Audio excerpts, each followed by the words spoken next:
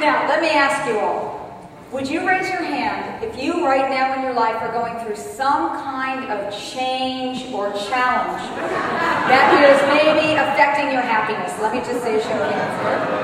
Okay. Raise your hand if you have someone in your life who may be a bummer to be around who's also messing with your happiness.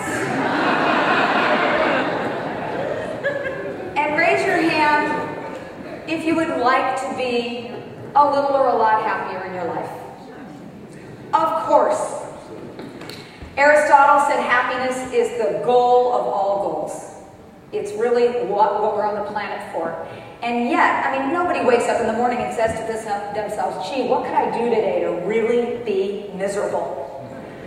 But yet we have an epidemic of unhappiness in our society.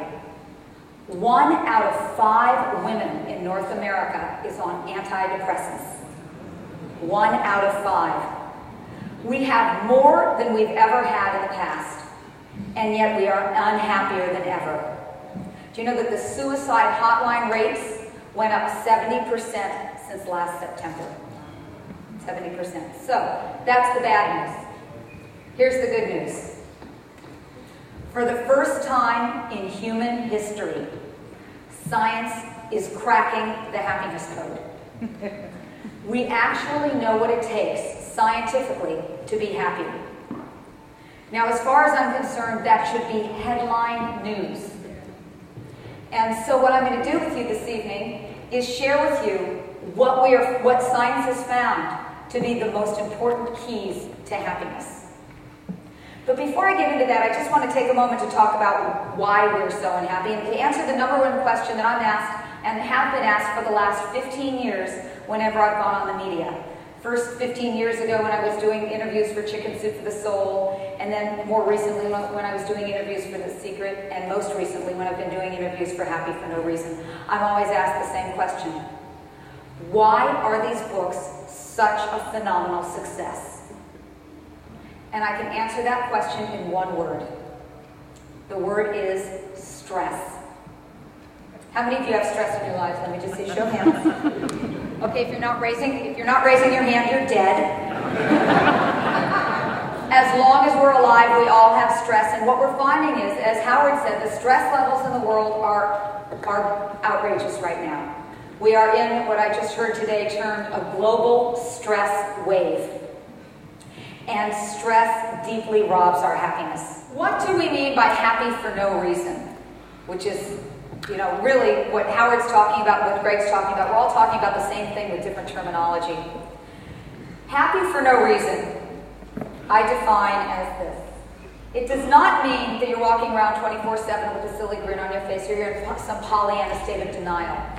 Being happy for no reason is that you have an inner state of peace and well-being that doesn't depend on your circumstances. It's a state of being. And we carry that state of being with us wherever we go. Here's the most exciting part of what I think science is finding out about happiness.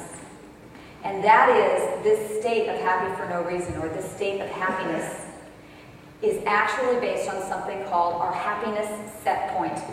So the research has found that we each have a happiness set point, and that no matter what happens to us, whether it's good or bad, we will return to our original happiness set point. Here are 2 examples of that. People who win the lottery. You win the lottery, you think, that's cool. I'd be happy if I won the lottery. They're happier for about 2-3 months. Within 1 year, they have returned to their original happiness set point. Now, shockingly, the opposite is also true. People who become paraplegic, within 1 year, they have also returned to their original happiness set point. So it is not really what happens to us on the outside, it is our happiness set point. And how is this happiness set point determined? It's 50% genetic. You're born with it, DNA. It's 10% your circumstances. Only 10%. We spend all of our energy focusing on changing those circumstances, but it's only such a small sliver of the pie. The other 40% is based on our habits of thoughts and behavior. And that's the part we can do something about to raise our happiness set point. Now, there are some progressive scientists these days, among them I would say is probably Craig Braden and Bruce Lipton, who are saying that even our genetics are affected when we change our habits. And so I believe there's a full 90% that's available to be changed by changing our habits.